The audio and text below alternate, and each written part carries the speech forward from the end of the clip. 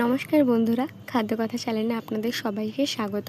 আজ বানাবো এক নতুন রেসিপি, তালশাঁসের পায়েস। যার জন্য আমি নিয়ে নিয়েছি কটা শুকনো তালশাঁস, সেগুলিকে ছাড়িয়ে আমি কেটে নিয়েছি। আমার লাগবে একটি নারকেল, তাই জন্য আমি নারকেলটিকে প্রথমে ছাড়িয়ে সেটিকে ফাটিয়ে নিচ্ছি।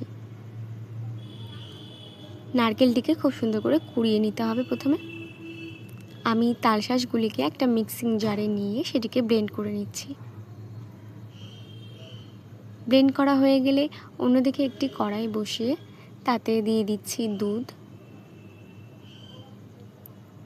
দুধটি ফুটে গেলে তাতে দিয়ে দিচ্ছি গোটা গরম মশলা,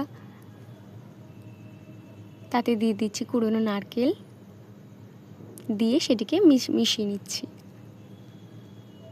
তারপর তাতে দিয়ে দিচ্ছি তালশাঁসের পেস্টটি, দিয়ে সেটিকে মিক্স করে নিচ্ছি ভালো করে।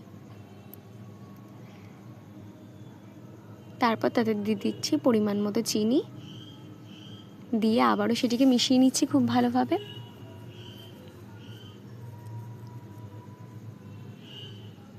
দিয়ে দিচ্ছি কাজু এবং কিশমিশ, দিয়ে সেটিকে মিশিয়ে নিচ্ছি।